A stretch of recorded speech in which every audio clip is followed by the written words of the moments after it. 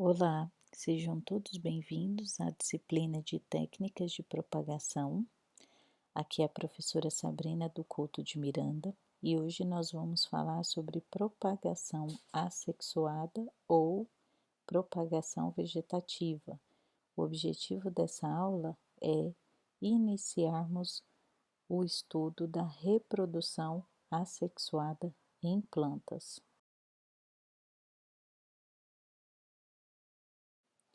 Bom, a reprodução assexuada é um tipo de reprodução que não envolve a participação dos gametas, ou seja, nisto ela já difere da reprodução sexuada. Ou ainda, se houver participação de gametas, esta é apenas parcial, não vai haver a fusão de gametas. Na reprodução assexuada, os descendentes, eles são clones da planta materna, ou seja, a progenie é idêntica à planta materna. E nas espécies com reprodução assexuada obrigatória, a variabilidade surge apenas a partir de mutações, variabilidade genética. Em linhas gerais, podemos classificar a reprodução assexuada em duas categorias: reprodução apomítica, via apomixia, ou ainda a reprodução vegetativa, através de partes da planta, de estruturas especializadas da planta. Em ambos os casos, o descendente é um clone, ou seja, geneticamente idêntico à planta materna. Na aula de hoje, nós vamos focar na apomixia, que também, como falamos, é um tipo de reprodução assexuada.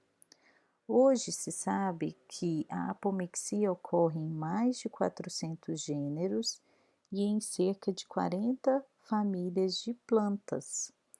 Contudo, ocorre com mais frequência nas famílias Poaceae, Asteraceae, Rosaceae e Rutaceae. Assim, há uma prevalência maior nestas famílias. Para as espécies nativas do Cerrado, há estudos sobre a ocorrência de apomixia na família Fabaceae ou Leguminosae, principalmente no gênero Inga, Malvaceae no gênero Erioteca, que são as paineiras nativas do Cerrado, e na família Melastomataceae no gênero Micônia. Na apomixia ocorre a formação, a produção de sementes férteis, ou seja, sementes que contêm um embrião, contudo, isso ocorre na ausência da fusão de gametas, ou agamospermia. E a apomixia, ela também está associada a diferentes níveis de poliploidia. Então, normalmente está associada a espécies que formam poliploides.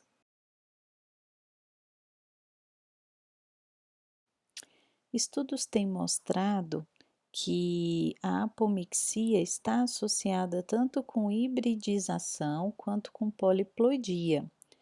Então, tem dados que mostram que hibridização e poliploidia precedem o aparecimento, o surgimento da apomixia num determinado grupo, e que isso poderia estabilizar genótipos adaptativos pela transmissão do genótipo feminino não reduzido, como nós vamos comentar um pouquinho mais à frente. Então, a apomixia seria uma estratégia para a colonização de certos hábitats por algumas espécies de plantas, e a origem também está associada à heterozigose e à poligenia, gerada pela assincronia floral derivada da duplicação genômica. Então, é um fenômeno complexo, porém muito interessante, com muitas potencialidades de aplicação, porque olha que interessante, Você ter uma semente que carrega um clone de uma planta de interesse, isso tem muita aplicação na agronomia. Ainda há uma baixa compreensão sobre os mecanismos que regulam a apomixia. Apesar de haver muito interesse de várias pesquisas estarem sendo realizadas em diferentes partes do mundo, ainda há baixa compreensão sobre os mecanismos regulatórios, mas estão associados com o caráter poliploide das plantas, com baixa fertilidade, em função da expressão de genes, tanto em tecidos esporofíticos quanto gametofíticos, e também com fatores ligados à epigenética, ou seja, interações epistáticas entre genes, modificadores, distorções na segregação, supressão de recombinação, entre outros. Então, quando se começou a estudar a apomixia, uma das dificuldades que surgiu, ou uma das dificuldades que surgiram, foram principalmente a complexidade associada à regulação dos mecanismos genéticos que definem a presença ou a ausência da apomixia em certos grupos de plantas. Dentre as vantagens associadas à apomixia, ou seja, às plantas apomíticas, tem-se o sucesso reprodutivo, mesmo na ausência de polinização e em ambientes com condições climáticas extremas. A questão da reprodução clonal por semente. Esta é uma vantagem fantástica, porque as sementes em si carregam muitas vantagens, como a questão da proteção do embrião, a questão da ausência de vírus, facilidade de dispersão, de armazenamento, de manejo, dormência. Outra vantagem associada à apomixia é que nós anteriormente havíamos comentado que a reprodução sexuada, ela é uma reprodução cara. Então, aqui na apomixia, evita-se o custo da meiose durante a formação dos gametas. Também é uma vantagem para aquelas espécies de plantas que produzem uma baixa quantidade de pólen. E, além disso, plantas apomíticas fixam e disseminam genótipos mais adaptados, pois, naturalmente, os genótipos menos adaptados são eliminados por seleção natural. Entre as desvantagens, podemos mencionar o acúmulo de mutações, principalmente é ruim se essas mutações forem desvantajosas ao sucesso reprodutivo, à adaptação pela ausência da segregação e recombinação, que recombinação e segregação ocorrem lá durante a formação dos gametas pela meiose, e quando tira-se isso, pode-se haver o acúmulo de mutações desvantajosas que serão passadas para os descendentes. A incapacidade de recombinar características que seriam vantajosas, oriundas de mutações em indivíduos diferentes, para acelerar a evolução da espécie frente a mudanças ambientais, por exemplo. E uma terceira desvantagem seria a questão de nicho populacional bastante estreito. Então, para entender melhor como que ocorre o processo da apomixia naqueles diferentes grupos de plantas que apresentam esse tipo de reprodução assexuada, temos que entender que o processo apomítico, né, os principais eventos que caracterizam a apomixia, eles vão incluir a formação do gametófito feminino ou saco embrionário, Contudo, por algum motivo que ainda não está bem esclarecido, haverá a ausência da meiose, ou a meiose ela pode até começar e ser interrompida. Então vamos nos localizar. Nós estamos lá na parte feminina da flor, no ovário, na parte de formação, então, do tanto do megasporócito quanto do megagametófito. Então, o que que a gente tem? Lá dentro do ovário, a gente tem o nucelo, e o nucelo, que é esse tecido onde a gente vai ter ali a formação da célula-mãe do megásporo e formação, então, do megásporo, ou seja, a megasporogênese, que envolve a meiose 1, a meiose 2 e depois a megagametogênese, que é a formação do megagametófito maduro, que vai ser constituído pela osfera, os núcleos polares, as sinérgides e as antípodas. Nas plantas que passam pelo processo apomítico, há o interrompimento desse processo normal que culminaria na formação do megagametófito, ou ainda ocorre a formação parcial deste megagametófito. Então, nós estamos falando aqui da que a apomixia envolve esta formação do gametófito feminino ou saco embrionário.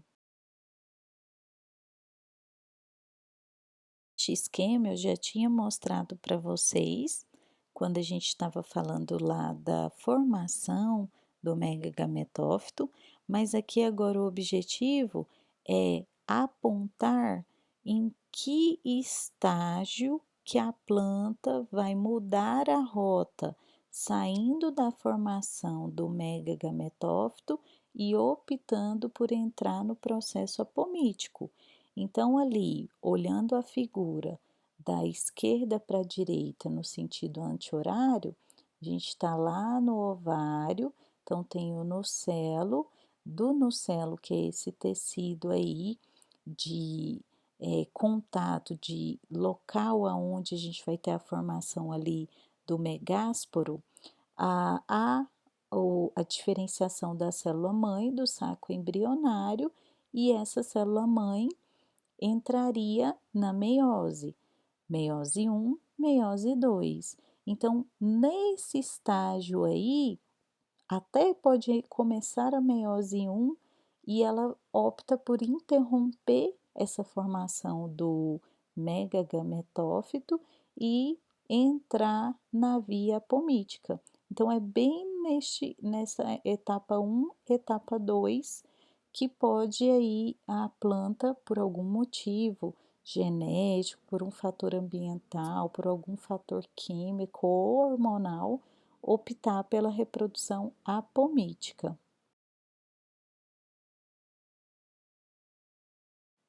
A apomixia, então, ela é classificada de acordo com a origem e com a localização da célula que vai iniciar o processo apomítico. Então, ela pode ser classificada como de natureza esporofítica ou de natureza gametofítica, e isso com base na origem e localização da célula que vai sair ali da rota sexuada e vai entrar na rota apomítica. Então, na natureza esporofítica, a gente vai falar da embrionia adventícia. E na embrionia adventícia, pode ainda ocorrer tanto o processo sexual quanto assexual. Olha que interessante, a planta pode fazer tanto reprodução apomítica quanto reprodução sexuada também. Já na apomixia gametofítica, que ela é subdividida em aposporia e diplosporia, normalmente a reprodução sexuada ela é afetada de alguma forma ou ela é bloqueada. E nas plantas apomíticas, ou seja, aquela planta que vai formar uma semente que contém um embrião clone, essa semente ela pode ter um endosperma. E o endosperma ele pode se formar de modo autônomo, né, sem nada de participação de fecundação, ou ainda havendo a pseudogamia, né, que a gente vai falar mais à frente, que envolve parcialmente os gametas, ou seja, envolve, por exemplo, os núcleos polares, que são aquelas células lá do megagametófito. Então vamos iniciar falando da apomixia gametofítica. E na apomixia gametofítica ela pode ser do tipo aposporia ou diplosporia. Então na diplosporia, lembrando que a gente está lá na parte feminina da flor, no ovário, certo? Então vai ter a diferenciação da célula mãe do megásporo, aquela célula mãe que vai formar o óvulo. Essa célula mãe do megásporo, ela vai se diferenciar em um saco embrionário que não sofre o processo regular de meiose. Ele pode até fazer a meiose 1, mas aí a meiose 2 vai ser interrompida, ou ainda nem entrar na meiose 1 e haver mitoses da própria célula mãe do megásporo. Então, é muito comum no alho, que é gênero Allium, mas também em outros gêneros, como Ocna, Calamagrostis, gênero Poa, Tripsacum, Tarassacum, Ixeris, né? Então, já é bem relatado nestes gêneros e não é normalmente encontrada juntamente com o processo sexual. Quando a planta ela opta por fazer a apomixia gametofítica do tipo diplosporia, o processo sexual normalmente ele é interrompido. E o embrião que vai ser encontrado naquela semente é um embrião apomítico, que é um embrião clone da planta materna. A apomixia gametofítica do tipo aposporia, o saco embrionário, ele tem origem em células do nucelo, como a gente viu que é aquele tecido ali de conexão com o ovário. Então, esse saco embrionário não reduzido, ou seja, que não sofreu meiose, ele vai ser originado a partir de células do nucelo, que a gente chama de iniciais apospóricas, e não da célula-mãe do megásporo, como a gente viu anteriormente. Uma ou mais iniciais apospóricas vão sofrer mitoses, né? Vão se multiplicar, formar esse saco embrionário não reduzido e o embrião se desenvolverá autonomamente, né? Isso mediado aí por processos genéticos ainda não muito esclarecidos. E a apomixia gametofítica do tipo aposporia, ela pode ocorrer em plantas que a gente chama de apomíticas facultativas. Elas vão fazer tanto a apomixia quanto a reprodução sexuada normal. Então, ela acaba fazendo os dois tipos de reprodução ali no momento de formação da flor. Como dissemos anteriormente, a apomixia pode ser tanto do tipo gametofítica quanto do tipo esporofítica. No tipo esporofítica, que também é conhecida como embrionia adventícia, divisões mitóticas de células individuais presente no próprio ovário, não são células nem do óvulo, já são células do ovário, da parede do ovário, pode ser ali um precursor do nucelo ou do integumento, que é o tecido do ovário mesmo, que por algum motivo vão começar a sofrer várias mitoses e vão formar um embrião. Então, por isso que o nome é embrionia adventícia. Várias dessas células podem se diferenciar em embriões, resultando no que a gente chama de poliembrionia. Então, às vezes, você vai ter uma semente que não tem só um embrião, mas pode ter dois ou mais.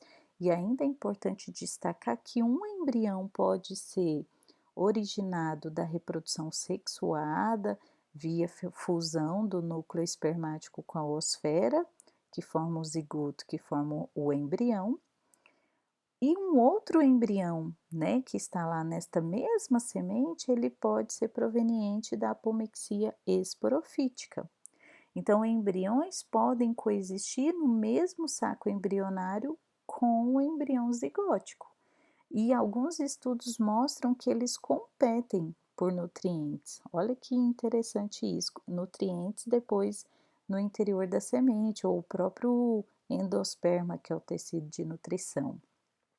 Então, a apomixia esporofítica, ela é bem comum nas rutáceas, principalmente nos citros, nas liliáceas e também em várias orquídeas. A apomixia também pode envolver o que a gente chama de pseudogamia.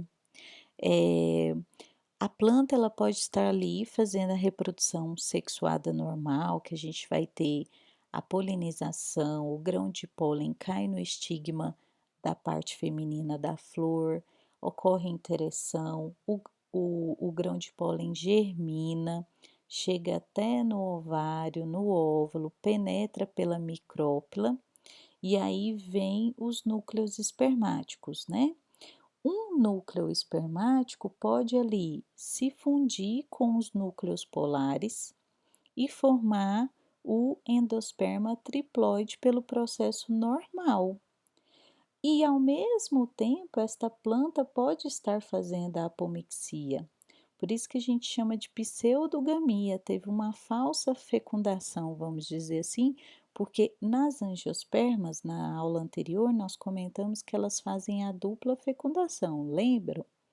Então, um núcleo espermático vai se fundir com a oosfera, formar o zigoto, que vira o embrião.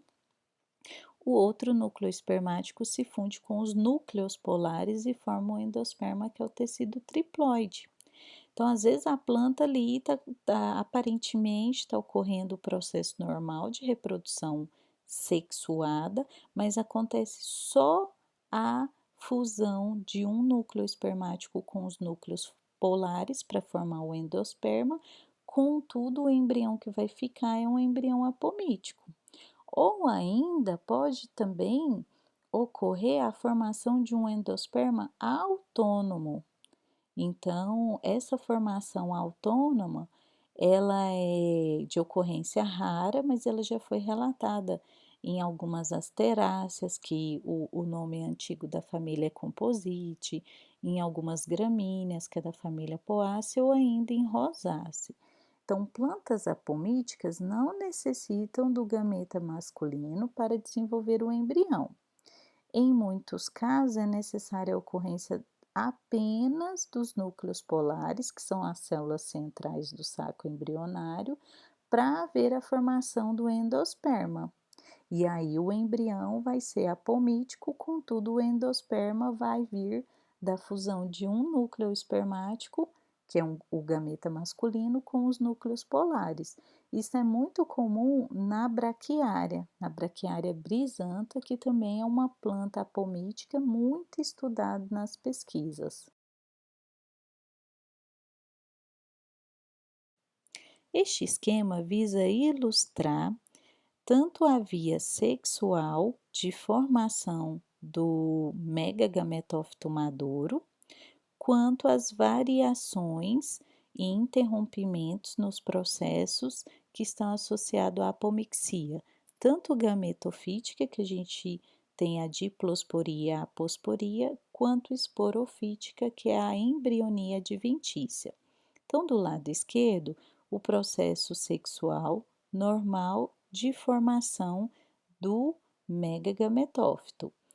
Na diplosporia, nós podemos perceber que em algumas situações, a formação da meiose 1, mas essa meiose 1 acaba sendo interrompida, e aí a gente tem a formação de um saco embrionário não reduzido, ou ainda pode até iniciar pode até completar, desculpe, a meiose 1, porém a meiose 2 vai ser interrompida e também levará à formação de um saco embrionário não reduzido.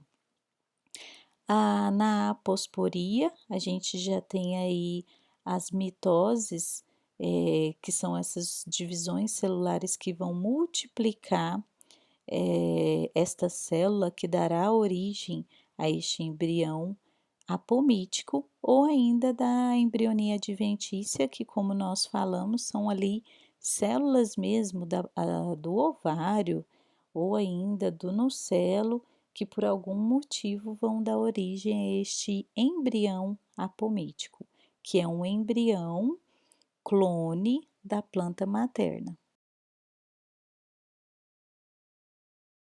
Espero que vocês tenham compreendido a apomixia, mas em caso de dúvidas ou comentários, por favor, postar na nossa sala de aula virtual.